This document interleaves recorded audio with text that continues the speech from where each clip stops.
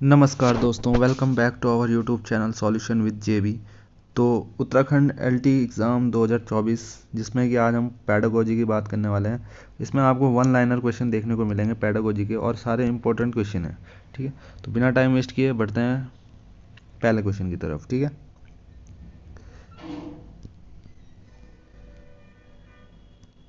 इसमें first question है, यहाँ पे लिखा है फर्स्ट क्वेश्चन कि शिक्षण में अध्यापकों के द्वारा विद्यार्थियों का आकलन इस अंतर्दृष्टि को विकसित करने के लिए किया जा सकता है। ठीक है, तो किस अंतर्दृष्टि को विकसित करने के लिए शिक्षण में अध्यापकों के द्वारा विद्यार्थियों का आकलन किस अंतर्दृष्टि को विकसित करने के लिए किया जाता है? तो उसमें है आपका राइट आंसर, शिक्षार्थियों के आवश्यकता के अनुसार शिक्षण उपागम में परिवर्तन करना।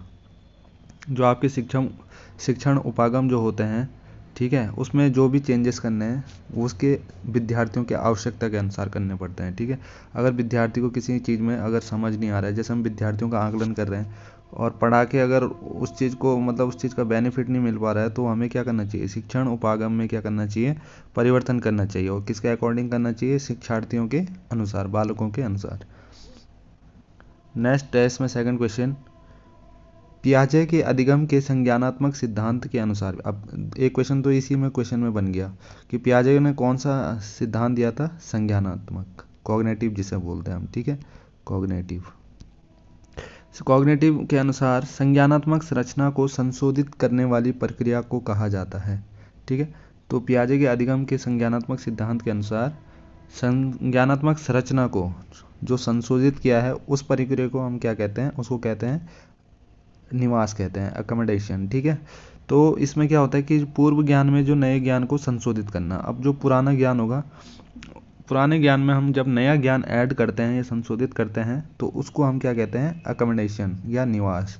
और एस्लिमिनेशन क्या होता है? पूर्व ज्ञान। इसमें सिर्फ आपका पूर्व ज्ञान स्थिर रहता है। ठीक है, बढ़ते हैं नेक्स्ट क्वेश्चन की तरफ। नेक्स्ट क्वेश्चन है, क्रेस्टमर के अनुसार व्यक्तित्व के पिकेनिक प्रकार के व्यक्ति की विशेषताएं क्या हैं? तो इन्होंने भी पर्सनैलिटी के ऊपर अपना पॉइंट ऑफ व्यू दिया था। किसने? क्रेस्टमर ने। तो इन्होंने बताया था कि वो तो मिलनसार होने चाहिए या बहिर्मुखी होने चाहिए, और साथ साथ ही मैत्रीपूर्ण भी होने चाहिए, मतलब होते हैं।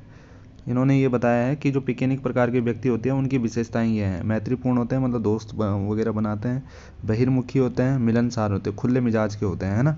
तो ये चीज़ें इनमें देखने को मिली। ठीक है, नेक्स्ट क्वेश्चन है, धीमे शिक्षार्थियों एवं होशियार बच्चों के लिए निम्न में से कौन सा कथन सत्य है? ठीक है, तो दोनों समूह विद्यालय में सफलता के लिए आते हैं, ये आपका राइट ऑप्शन रहेगा।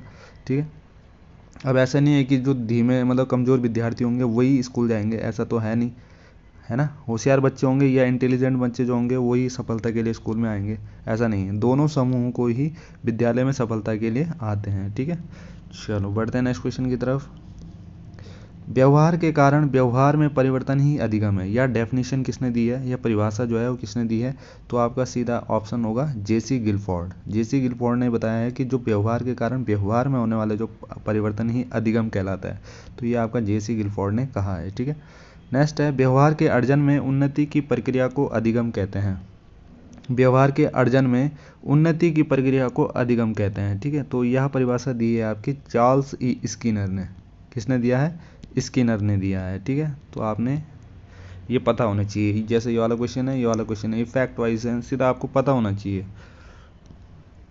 कथन स्टेटमेंट वाइज हैं तो इनको आपको पता होना चाहिए, है ना। नेक्स्ट है, अधिगम की क्रिया के पद हैं। अब जो सीखने की क्रिया के जो स्टेप होते हैं वो क्या क्या होते हैं? जैसे उद्देश्य और अभिप्रेरणा होना चाहिए, उत्तेजना और प्रतिवेदना होनी चाहिए, पुनर्बलन तथा संगठन होना चाहिए, और उपरोक्त सभी।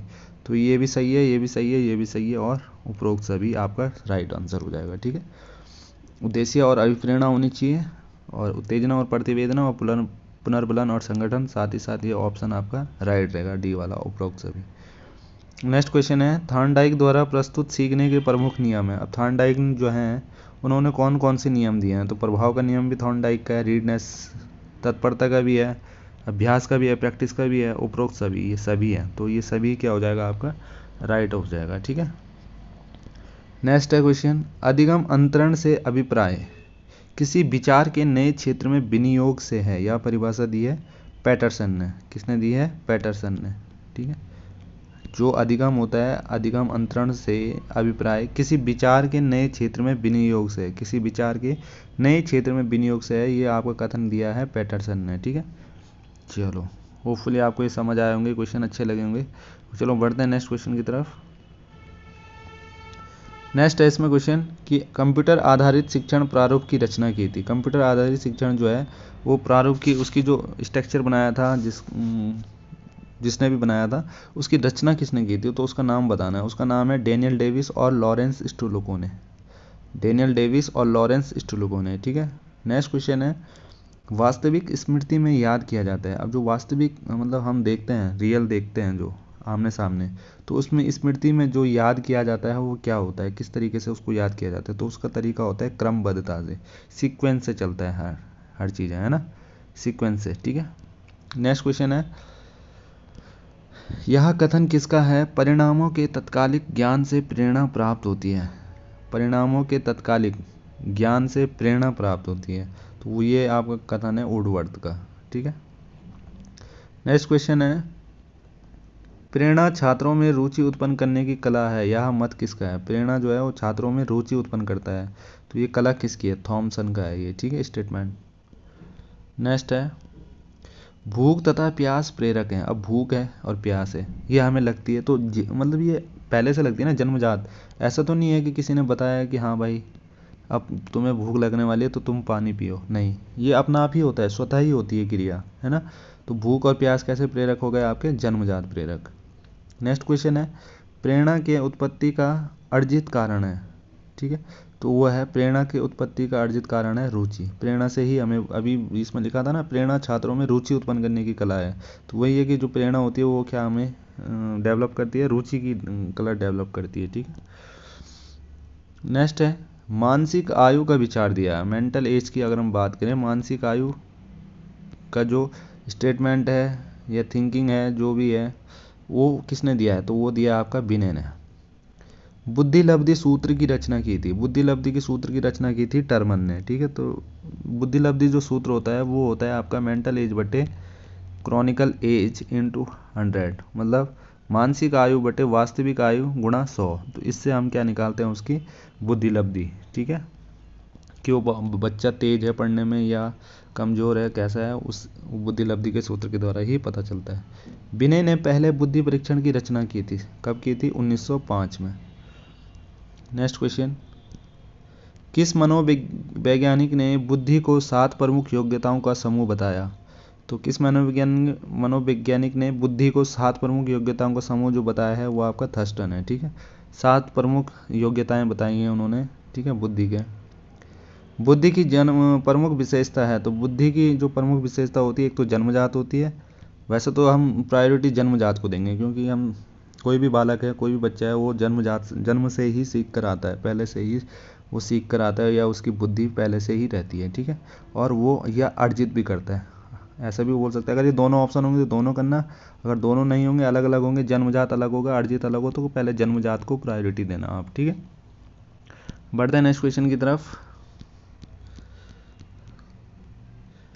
नेक्स्ट क्वेश्चन है बुद्धि अमूर्त वस्तुओं के विषय में सोचने की योग्यता है, ये किसने कहा है, तो ये कहा है आपका स्टेटमेंट टर्मन ने। ठीक है, भारत में बुद्धि परीक्षण का आरंभ हुआ 1920 में। नेक्स्ट क्वेश्चन है बुद्धि के द्विकारक सिद्धांत का प्रतिपादन किसने किया, तो स्पीयरमैन ने। आपको ये सारे याद होने चाहिए, द्विकारक किसने दिया था, बहुकारक किसने दिया था, है ना, ये पूछा जाता है ये question, very very important question है ये वाला। नेक्स्ट क्वेश्चन है बुद्धि के सत्तात्मक सिद्धांत का प्रतिपादक है, तो सत्तात्मक सिद्धांत जो है वो आपका सैमुअल जॉनसन है। ठीक है, बढ़ता है नेक्स्ट क्वेश्चन की तरफ। सामान्य तथा विशिष्ट कारक बुद्धि सिद्धांत का प्रतिपादन किसने किया, तो आपका है स्पीयरमैन, राइट रहने वाला है। ठीक है, सामान्य और विशिष्ट कारक जो बुद्धि सिद्धांत है वो आपका स्पीयरमैन का है। ठीक, एक बालक की मानसिक आयु 15 है और शारीरिक आयु 12 है, तो उसकी बुद्धि लब्धि होगी, तो अभी मैंने बताया मेंटल एज बटे क्या होता है, क्रॉनिकल एज इंटू 100। अब मेंटल एज कितनी है यहाँ पे 15 और ये 12 और ये 100, तो इसको कट कर लेंगे, 2 6 जा 12, 2 50 जा, है ना, 2 3 जा 6, 2 25 और 3 5 जा 15, तो 25 इंटू 5 कितना हो गया 125, है ना। तो इस तरीके से आप निकाल सकते हैं किसी की भी बुद्धि लब्धि। ठीक है, नेक्स्ट क्वेश्चन है सामूहिक बुद्धि परीक्षण सर्वप्रथम किस देश में आरंभ हुई है ना। अगर मतलब समूह में बहुत सारे लोगों को बिठा के अगर उसमें बुद्धि परीक्षण करना है अगर आपने, तो उसमें सर्वप्रथम किस देश में ये अप्लाई हुआ था, तो अमेरिका ने सबसे पहले ये स्टार्ट करा था। ठीक है। सन 1910 में सर्वप्रथम किसने गणित की बुद्धि परीक्षा संपादित की, तो वह है आपका शॉर्टिस। शॉर्टिस ने 1910 में गणित की बुद्धि परीक्षा संपादित की थी। ठीक है। नेक्स्ट क्वेश्चन है, वुंट ने प्रयोगात्मक विज्ञान की प्रयोगशाला कब स्थापित की, तो वुंट ने प्रयोगात्मक विज्ञान जो मनोविज्ञान की प्रयोगशाला जो है वो 1889। ठीक है। 1879 में इन्होंने क्या करा था, उसकी प्रयोगशाला स्थापित की थी। ठीक है। नेक्स्ट क्वेश्चन है, बुद्धि यस्य बलम, अर्थात जिसके पास बुद्धि है उसके पास बल है, यह कथा किस ग्रंथ की है, तो ये आपका पंचतंत्र का। तो पंचतंत्र का यह कथन है, बुद्धि यस्य बलम, अर्थात जिसके पास बुद्धि है उसके पास ही बल है। तो यह कथन किस ग्रंथ से लिया गया है। ठीक है। तो होपफुली आपको ये वीडियो पसंद आई होगी। अगर वीडियो पसंद आई तो वीडियो को लाइक करें, चैनल को सब्सक्राइब करें, साथ ही साथ बेल आइकन जरूर प्रेस करें। जैसे ही हमारी कोई न्यू वीडियो आती है तो उसका नोटिफिकेशन सबसे पहले आपको देखने को मिलेगा। तो इसी प्रकार के क्वेश्चंस आपको देखने को मिलेंगे। तो मिलते हैं, तब तक के लिए bye, take care, thank you so much, love you to all.